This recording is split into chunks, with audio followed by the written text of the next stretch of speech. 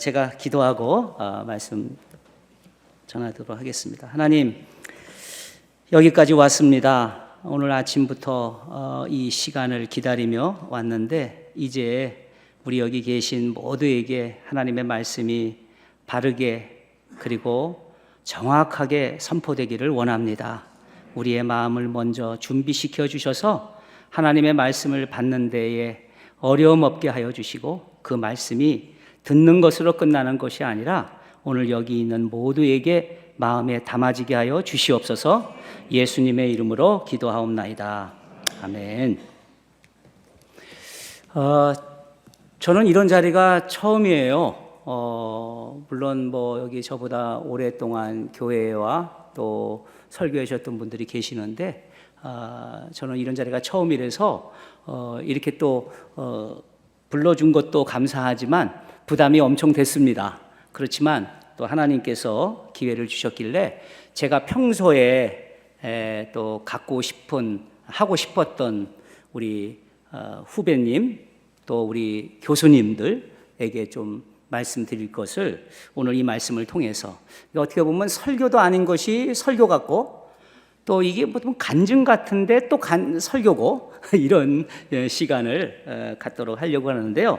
저는 오늘 본문을 택한 이유가 있습니다. 여러분들이 이 본문 잘 아시겠지만 모세가 이스라엘이 가나안 정복에 실패할 수 있다라고 하는 전제를 가지고 이 말씀을 주지 않았습니다. 이것은 실패할 수도 있다라는 걱정을 하지 않고 신명기 자체를 주었고 또 정작 이스라엘에게 있는 문제를 제기해 가지고 오늘 이 말씀을 주셨는데요. 가나안을 정복하지 못하는 것이 문제가 아니라 사실은 정복한 후에 그들이 가나안 땅에서 어떻게 정착해 나가느냐가 더 포커스를 가지고 있는 부분인 것 같습니다.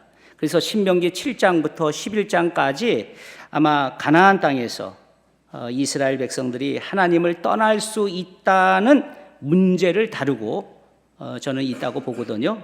그래서 이 본문의 상황이 저는 제가 오늘 설교 제목으로 생각한 거와 또 오늘 저와 여러분에게 이 현실에서 가장 생각할 의미가 크기 때문에 저는 이 말씀을 준비했거든요.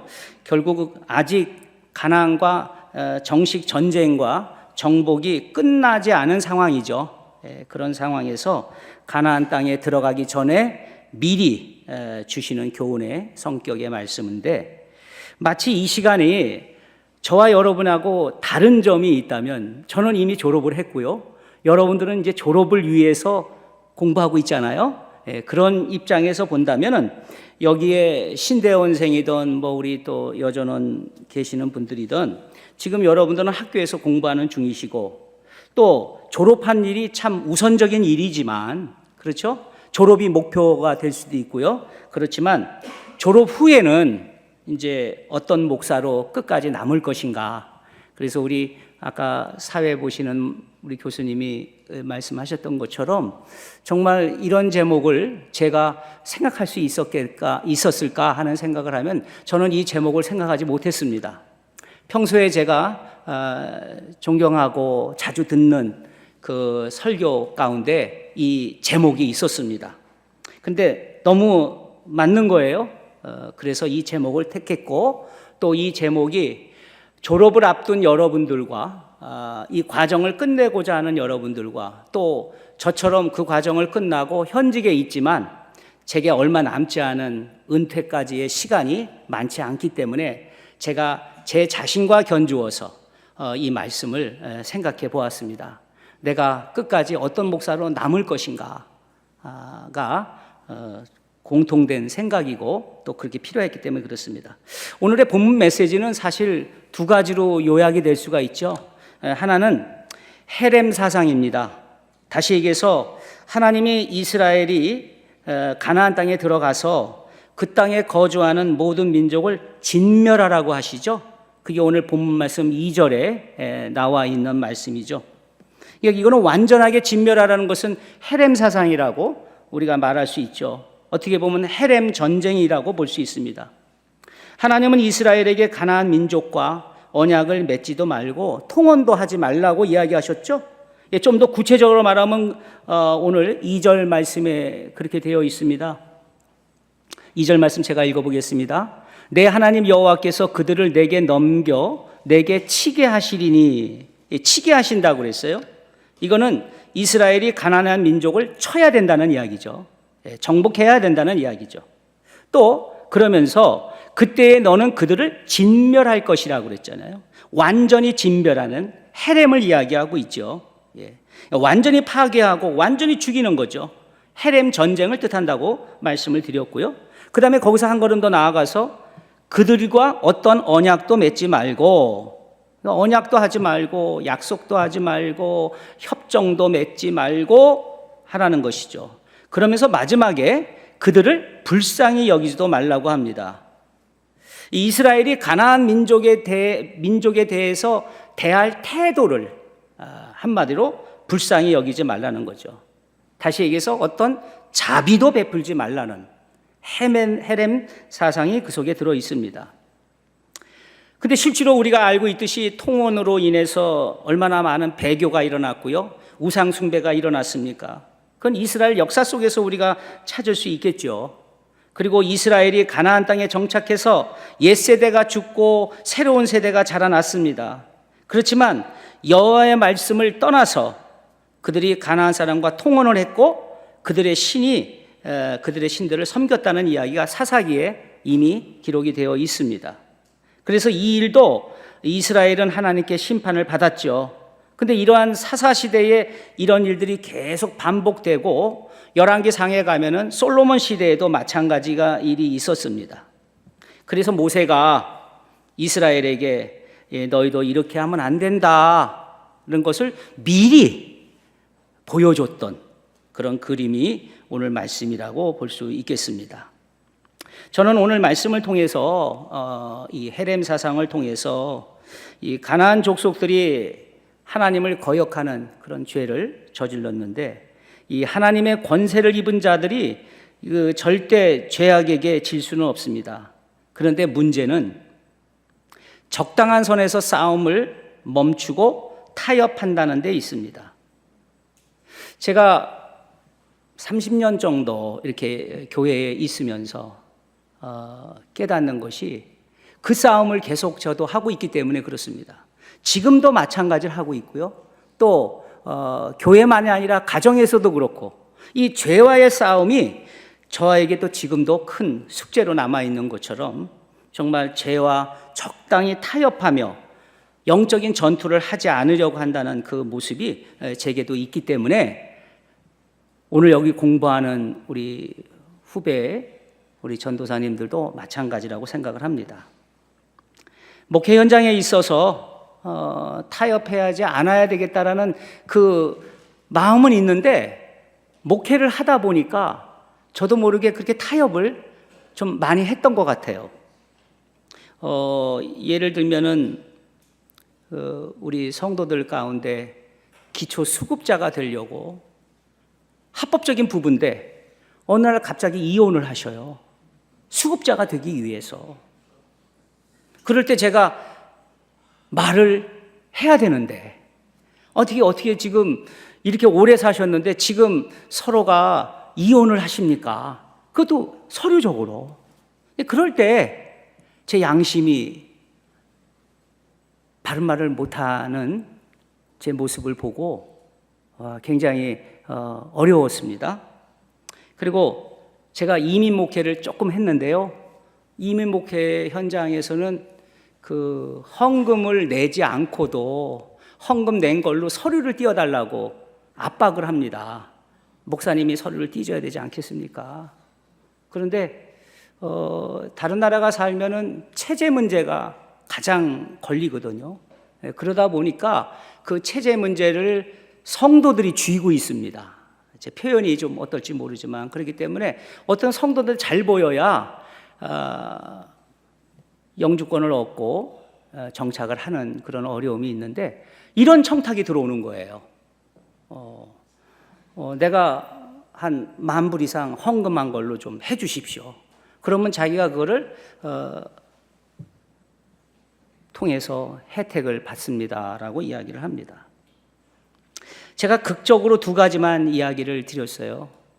참 말할 수 없는 이런 여러 가지 것들의 타협이 제게 왔을 때 목회가 힘들다 하는 생각을 했어요. 이건 아닌데 그렇게 벌써 해줄 수밖에 없는. 근데 결국은 그렇게 안 해주면 교회를 막 흔들어 놓고 나가버리고, 또 나가서 그냥 끝나는 게 아니라 전 목사 가짜라고 이렇게 또 이야기도 하고, 그런 일들을 좀 겪으면서 저는 오늘 이 본문 말씀이 의미가 있다라고 생각해요. 가나안 땅 들어가기 전이지만 그들에게 완전한 진멸을 멸하셨다는 하나님의 그 뜻이 목회하면서 많이 들어갑니다. 그거는 이제 외부적인 일이라고 생각하고요. 내부적인 일은 이런 겁니다. 혼자 목회를 하다 보면요, 설교가 굉장히 많아서 좀 적당하게 좀 이렇게 하고 싶을 때가 있습니다. 그런 유혹이 있어요. 뭐 잘 아시겠지만. 그럴 때 내 양심을 팔고 남의 설교를 그냥 카피할까 하는 그런 유혹도 있고요. 또 교회가 이렇게 부교육자가 있으면 서로 분담을 좀 하는데, 그렇게 못하다 보니까 여러 가지 이제 적당히 하고 싶은 유혹이 많습니다. 그리고 우리 여기 합신에서 하고 있는 목회대학원 있잖아요. 그럴 때도 여러 가지 유혹이 많습니다. 가서 좀 쉬고도 싶고 또 말씀도 좀 채워져야 되는데 전혀 그렇게 할 수가 없는 상황이 되다 보니까. 그리고 특히 저에 대한 유혹이 큰 거는요, 성도들이 좀 만나자고 하고 좀 도와달라고 했을 때 제가 바쁘다는 핑계를 대고 거절을 하고, 또 저만의 시간을 갖고 싶고 아주 욕심이 많아지죠. 그럴 때부터 언젠가부터 그 성도들의 영혼이 귀찮아지는 존재가 되더라고요. 그래서 그런 유혹들을 받으면서 마음 한 곳은 그렇죠. 이래서는 안 되는 건데 그래도 넌 목사 아니야. 그런데 목사인 제가 교회를 가기가 싫어요. 특히 새벽 기도에 가기가 싫어요. 그러니까 저한테도 엄격해야 되는데 이게 참 너무 힘들더라고요. 그런데 우리가 오늘 본문 말씀에 있는 헤렘 사상처럼 우리는 우리 자신과 끝까지 처절한 싸움을 하는데 적당하게 목회하면 안 되는데, 이런 한 영혼이 얼마나 중요한데, 그러면서 여러분 때를 생각해 봤어요. 제가 여러분 자리에 앉아서 이 자리를 바라볼 때 선배 목사님들 또 외부에서 오는 목사님들 좋은 얘기 많이 하시는데 나는 졸업이 목표였거든요. 빨리 졸업을 해서 내가 계획한 대로 가야 되는데 하는 그런 생각이 많아서 빨리 강도사 고시도 패스해야 되고, 근데 재수했어요. 강도사 고시도 또 늦어졌어요. 목사 안수도 당연히 늦어지죠. 동기들, 특히 같이 공부하던 사람끼리 누구는 합격을 하고 누구는 불합격을 하고 누구는 안수를 받고 누구는 안수를 못 받고, 그 교회에 부교육자로 있기가 너무 어려웠어요. 같은 곳에서도. 그렇게 해서 자끔 제 나름대로의 일을 해 나가게 됐지만요, 지금 돌아보면서 하나님께서 왜 신명기서에 이 7장부터 시작되는 이 말씀을 주셨을까라고 생각을 더 하게 된 것입니다. 저는 그것이 첫 번째 메시지고요. 두 번째 메시지는요, 선택사상이라고 생각을 합니다. 뒤에 뒷부분에 하나님이 그렇게 말씀하시죠. 6절에 너는 여호와 내 하나님의 성민이다. 내 하나님께서 지상 만민 중에서 너를 자기 기업의 백성으로 택하셨다. 그러면서 택하신 이유 두 가지를 말씀하시죠. 수요가 많지 않았지만 나는 너희 민족을 사랑하기 때문이다. 그리고 맹세를 지키려고 하신다. 이런 말씀들이 있습니다. 우리는 그걸 잘 알고 있어요. 하나님이 이스라엘을 선택하셨다는 것은 이미 이스라엘을 애굽에서 구원한 사건으로 드러났고, 또 출애굽을 한 그 한 민족이 구원받는 사건이었고, 또 하나님이 한 나라 이스라엘을 자기 백성으로 선택하신 사건이었죠. 이런 모든 것들이 저는 두 번째의 메시지라고 생각을 하거든요. 그러면서 저는 첫 번째에 제가 이야기 드렸던 것처럼 우리가 이 유혹 또 적당히 타협하라고 하는 그 말씀에서 한 가지 교훈을 얻고, 두 번째 이 선택이라고 하는 것을 통해서 지금 돌아보면서 이 초심이 참 귀하다 하는 생각을 합니다. 이 자리에 처음으로 신학 공부하신 분들이시겠죠. 그리고 또 앞으로 계획도 계시겠지만 저희들이 이 현장에 가서 또 목회를 하던 선교를 하던 어떤 일을 하던 간에 꼭 가면서 잊지 말아야 할 것이 사명이고 또 소명이라고 생각을 합니다. 근데 저는 자꾸 사명과 멀어지는 느낌을 받습니다. 왜냐하면 은퇴 후엔 뭘 해야 되지? 뭘 준비해야 되는 거야? 이런 것들이 우리 목회자들의 지금 은퇴를 몇 년 남지 않은 목회자들의 공동 관심사입니다. 그런 입장에서 볼 때 지금 내 사명은 무엇이고 내가 끝까지 목사로 남을 수 있을까 하는 생각을 하게 됩니다. 그래서 저는요, 누가 그리고 어떤 목사가 끝까지 남을 것인가 굉장히 좀 받아들이기가 어려운 말씀이 있죠. 아니, 목사로 살다가 목사로 갈 건데 왜 그렇게 말씀하냐고 얘기하시겠지만, 저는 이 여기서 말하는 진짜 목사, 하나님이 보시는 목사, 사람이 보는 목사를 아니고 사람이 보는 목사가 아니라 하나님이 보시는 목사, 목회자가 어떻게 남을 수 있을 것인가, 그러면서 진짜 본론으로 말씀을 드리겠습니다. 저는 그 목사님의 설교를 들으면서 내가 다시 목회를 한다면 나는 이렇게 좀 해보고 싶다라는 그림이 그려졌습니다. 그래서 그 목사님의 말씀을 조금 설교를 들은 걸 가지고 제가 한 5가지를 말씀을 드리려고 하는데요. 혹시라도 여기 계신 분들이 기록을 하셔서 한 번 더 곱씹어 보시면 좋을 것 같아서 제가 이 말씀을 좀 드리려고 합니다. 5가지를 말씀드리겠습니다. 제가 말씀에 대한 부분은 이제 여러분들이 더 보시면 될 것 같고요. 저는요, 목회하면서 프로의식이 없었던 것 같아요. 프로의식. 아마추어로 계속 있었던 것 같아요. 지금도 마찬가지입니다. 설교 준비하려면 힘들고 끝까지 가야 될 일이지만 목회하기도 그렇고, 그래서 프로의식이 참 필요하다라고 생각을 해요. 근데 그분 설교를 들으니까요, 이 땅에 존재하는 직업 중에서 이 3직업은 프로의식이 아주 있어야 된다고 얘기하시는데 공감이 가요. 첫 번째 직업이 뭐냐면 대통령입니다. 대통령은 수습기간이 없어요. 대통령이 당선이 되면은 대통령으로 쭉 가다가 끝나야 되죠. 두 번째 직업이 의사랍니다. 여러분, 의사가 충분한 수련을 갖고 그 다음에 의사가 되어야지, 메스를 잡을 때 나 이거 연습이라고 해서 메스를 잡는 건 의과대학에서 끝났어야 돼요. 그렇죠? 마지막 직업이 목사라고 그분이 얘기하십니다. 왜 그러냐면, 여러분 일단 졸업을 해서 목사의 안수를 받고 현장에 나가서 부교육자든 담임교육자든 선교사로 나가는 것은 연습이 없다는 거예요. 연습이 아니라는 거예요. 수습기간이 없다는 거예요. 지금 돌아보니까 그래요. 저는 이 수습기간을 너무 많이 했던 것 같아요.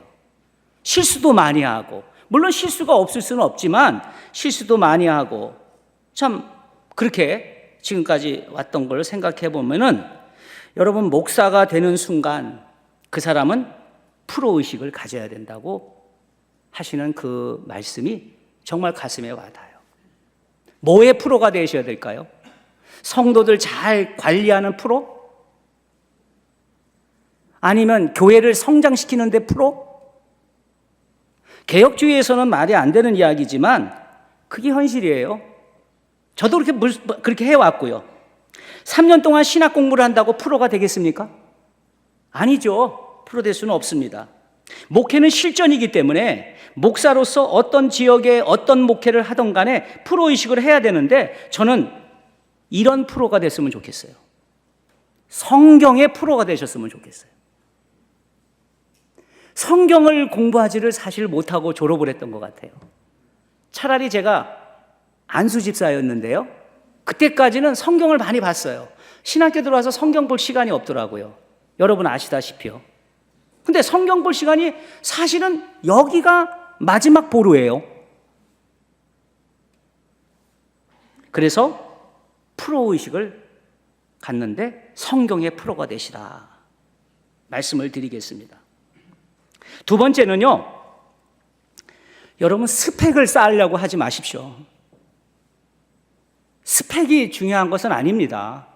목회하는데 제가 외국에서 공부했다는 거 아무런 도움이 안 돼요. 뭐 박사를 받았고 뭐 학위를 받았건 그걸 떠나서 내 목회 현장에는 그게 중요한 게 아니라는 것을 얘기합니다. 근데 너무 우리는 세상 능력을 많이 따지고 있다는 거죠. 적당히 세상 속에서 직업인으로 하려고 하는, 제가 왜 이런 말씀을 좀 과감히 드릴 수 있냐면요, 저희 교회에 부교육자를 구하기 위해서 너무 힘들었기 때문에 그래요. 저는 충남 보령 대천 해수욕장에 있는 교회, 해수욕장이 있는 교회가 아니라 그 지역에 있는 교회인데 부교육자가 오지를 않아요. 너무 힘들어요. 그래서 혼자 감당을 많이 했는데, 거기 안 오는 우리 후배 목사님들의 이야기는 거기에 가면은 맥힌다는 표현을 하더라고요. 그러면 내 앞이 큰 교회에서 담임 부목사를 해야 그래도 내가 되는데, 스펙을 보시는 거예요. 여러분도 스펙 보시죠? 목회자가 세상에 많은 직업 중에 하나가 아닌데 어떻게 이렇게까지 됐나 모르겠습니다. 그래서 저는요, 사실 목회자가 이중직을 갖는다. 물론 개척교회 하시면 그럴 수 있겠죠. 지금 생활이 안 되니까 뭐 남모르게 택시도 하시고 택배도 하시고, 택시나 택배도 하시고, 그 다음에 이제 대리운전도 하시겠다고 하시는 분이 계시는데, 그렇게 얘기하면은 안 될 수 있겠지만 저는 그것이 정말 마지막까지 남을 목사인가, 이중직을 해가면서 그 하나님이 맡기신 양들을 감당할 수 있을까 하는 생각을 하게 됐습니다. 우리 교회 부목사를 이제 금년 1월 달에 오셨거든요. 근데 그 목사님은 그 전도사, 교육 전도사부터 8년을 그 교회에 계셨어요. 그리고 그 목사님이 8년을 계시면서 우리 교회를 올 수밖에 없는 상황이 됐어요. 교육 전도사 합신 입학하자마자 들어간 그 교회에서 나올 수밖에 없는 상황이 코로나가 되면서 성도들이 다 떠나가고 교회가 그 사례금을 줄 수 없는 생각이 되어서 이제 나가라고 해서 나오셨다고 이야기해서 우리 교회로 오게 됐거든요. 근데 이 8년 동안 그분이 받은 그 생활비가 최저임금이 안 됩니다.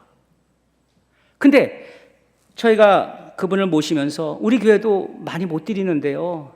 그런데 그 목사님이 이렇게 얘기를 하세요. 저는 주는 대로 삽니다. 그래서 제가 굉장히 놀랐어요. 이런 분이 계시네. 저희 교회 부목사를 자랑하려고 하는 것이 아니라, 그리고 하나님이 떠나라고 할 때 떠난다. 그래서 8년을 있었다. 저도 길게 있다고 자랑을 했는데 전 4년 있었거든요, 부교육자로. 그런데 그분은 8년을 있으면서도 그렇게 이야기를 하세요. 근데 저희들이 끝까지 남을 목사가 누굴까요? 어떤 분이 끝까지 남겠습니까? 우리가 좀 고민해 봐야 되지 않을 문제인가, 고민해 봐야 될 문제가 아닌가 생각을 해요. 세 번째는요, 저는 여러분들이 좀 외람된 얘기지만 사람부터 되셨으면 좋겠습니다. 아니, 사람인데 어떻게 저렇게 말씀하실까 여러분 하겠지만, 저는 여러분들이 사람부터 되셨으면 좋겠다 하는 생각을 합니다. 저는 평신도 중직자로 교회를 잘 섬기다가 지금 목회자가 이렇게 되었지만요, 15년 전에 15년 동안 외국 생활을 하다가 막상 국내에 들어오다 보니까요, 너무 많이 변했더라고요. 그런 많이 변한 것 속에서 특별히 제가 지금 중소도시에 가서 목회를 하고 있다 보니까 목회자로서 정말 인간이 되지 않으면 우리 성도들과 교제가 안 될 정도로 이게 세대 간의 격차, 빈부의 격차, 학력의 격차, 이게 엄청나게 크더라고요. 물론 제가 있던 이민교회도 국제 결혼하신 분들이 주로 성도들이었습니다. 심지어 6.25 때 참전용사와 결혼해서 미국을 오셔가지고 그분들이 몇 번씩의 결혼 생활을 통해서 이제 나이가 들어서 혼자 사는 그 지역에 있던 교회를 제가 목회를 했었는데, 그분들보다는 좀 더 생활은 여유가 있고 또 자유롭기는 하지만 이 목회 대상자들을 보면서 내가 너무 인간을 몰랐구나 하는 생각을 많이 했기 때문에 제가 이 말씀을 드리는 겁니다. 인간이 먼저 되어야 저도 성도가 될 거고요, 또 성도가 되어야 목사가 되는데, 제가 왜 이런 말씀을 드릴까요? 목회가 사람을 상대하는 것인 줄 아시죠? 근데 인간을 잘 모르니까 너무 어렵고 또 우리 성도들도 어렵고, 그래서 난 여러분들이 인간이 먼저 되셔서 인간의 공부를 또 하시고 인간의 공부를 끝까지 하셔서 목사로서의 역할을 해 나가시기를 바랍니다. 성도로부터 사랑받는 목사가 되셔야 되지 않겠습니까? 또 성도로부터 존경을 받는 목사가 되셔야 되겠죠. 그것이 너무 중요하다는 말씀을 드리고 싶었던 겁니다. 이제 네 번째, 다섯 번째 남았죠? 네 번째는요, 여러분들 존댓말을 좀 하셨으면 좋겠습니다. 이게 뭐 바른 생활 시간도 아닌데 어떻게 그런 말을 할까 하시지만, 이 존댓말이라고 하는 것을 제가 왜 쓰냐면은 성도와 목회자 사이에도 그렇지만 성도와 성도 사이도 그렇고 목회자와 목회 사이도 저는 예의가 좀 필요하다고 생각을 합니다. 이게 굉장히 많이 무너진 것 같은 느낌을 많이 받습니다. 나이에 관계없이 성도와 목회자 사이는 예의가 있어야 되는 것처럼, 우리가 부를 때 김집사 이렇게 부르는 분하고 김집사님 하고 불러주는 분, 그리고 제가 담임 목사지만 부교육자한테 야 김 목사 이렇게 부르는 거하고 김 목사님 하고 불러주는 거하고 어떤 게 낫습니까? 저는 근데 그게 목회에서 끝까지 남을 목사가 바로 이 예의가 있는 목사가 아닐까 생각을 해요. 너무 예의가 없는 거예요, 서로가. 그런 생각을 할 때 저는 여러분들이 존댓말을 쓰셨으면 좋겠다 하는 말씀을 드리고요. 마지막 한 가지는 여러분 하시려면 개척교회를 하십시오. 개척교회를 하세요. 저는 지금까지 후임 목사만 했습니다. 선배 목사가 가고 난 자리, 또 지금은 33년 된 교회에 후임 목사로 와 있습니다.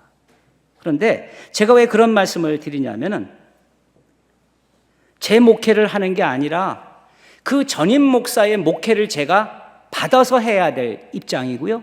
저는 제가 하고 싶은 목회가 있었어요, 사실은. 근데 그게 안 되더라고요. 근데 주변에 개척 목회한 목사님들이 어려움이 있고 시련이 있었지만 지금 그분들이 저보다 끝까지 남을 목사라는 생각을 해요.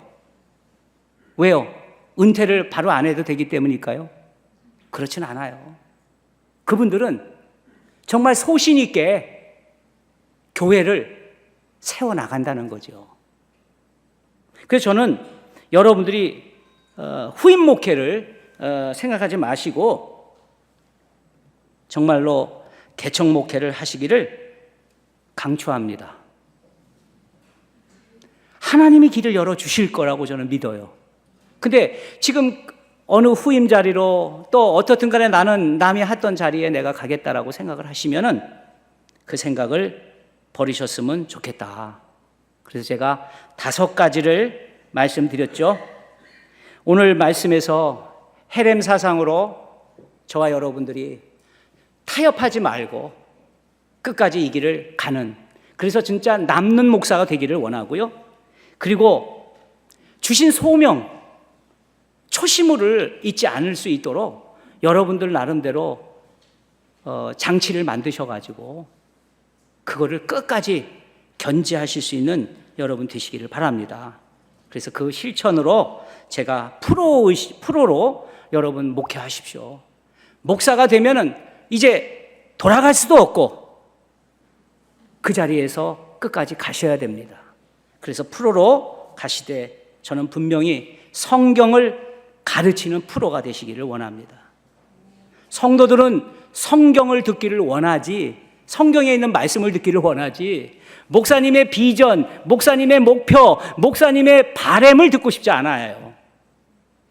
제가 다시 목회자가 된다면 저는 성경만 가르치고 전하는 목회자가 되고 싶다는 것입니다. 그래서 제게 은퇴 후에 저는 할 일을 제 나름대로 생각한 것이 성경 가르쳐주는 권서인이라고 그러죠. 성경 교사가 되는 것이 제 바람이에요. 그러면 끝까지 남는 목사가 되길 것 같아서. 그리고 두 번째는요, 여러분 아까 말씀한 스펙에 너무 목매다르지 마세요. 스펙은 아무것도 아닙니다. 세상 능력으로 여러분 목회지를 선택하고 사역지를 선택하지 않았으면 하는 마음에서 합니다. 우리 부목사님이 얘기했죠. 그 준 돈에서 네 식구가 맞춰 사는 경제적인 독립을 하고 살았어요. 사모님은 피아노 전공자이기 때문에 충분히 음악학원을 하셔도 돼요. 안 했어요. 이거는 하나님이 원하시는 길이 아니다라는 소신이 익혔었기 때문에 저는 그래서 그 목사님을 존경해요. 여러분도 스펙에 너무 매달리지 마시기를 바라고요. 그리고 인간에 대한 공부를 하시기를 원합니다. 인문학 공부도 필요하시고 세계 유인 전집을 갖다 놓으시려도 지금 시간이 있을 때, 지금 할 수 있을 때입니다. 여러분에게 그런 권면을 드렸고요. 그리고 존댓말은 정말 귀한 겁니다. 어린아이에게도 존댓말 쓰실 수 있는 분들 되신다면은 얼마나 그 목사님이 오래 남으시겠습니까? 그리고 개척교회를 하셔야, 지나가는 사람이 아니라 초대 설립 목사가 되어야 끝까지 남을 수 있습니다. 저는 오늘 여기에서 시간이 다 되었기 때문에 제가 준비한 내용을 말씀드린 걸로 끝나고, 여러분들 하여간 이 자리에 계실 동안 졸업 후를 생각하시면서 지금 이 시간들을 보내셨으면 좋겠습니다. 기도하겠습니다. 하나님, 저 같은 사람을 이곳에 보내셔서 하나님이 특별히 선택하시고 또 구별해 놓으신 우리 여기 계신 우리 하나님의 자녀들에게 학업을 할 수 있는 기회를 주시고 또 그 학업을 통해서 졸업과 졸업 후에 목사로서, 사역자로서, 선교사로서 이제 현장에 나가야 할 사람들입니다.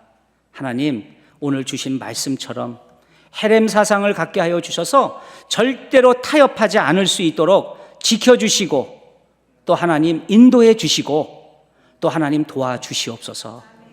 또한 아버지 하나님, 내가 택함 받았다는 백성이 나라는 사실을 알고 그 은혜와 그 사랑에 감격하며 끝까지 남을 수 있는 목사가 되게 하여 주시옵소서.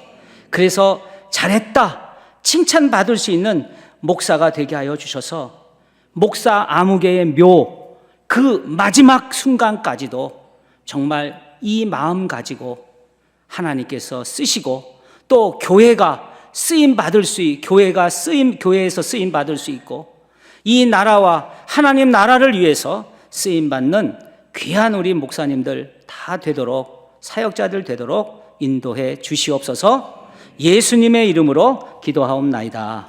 아멘.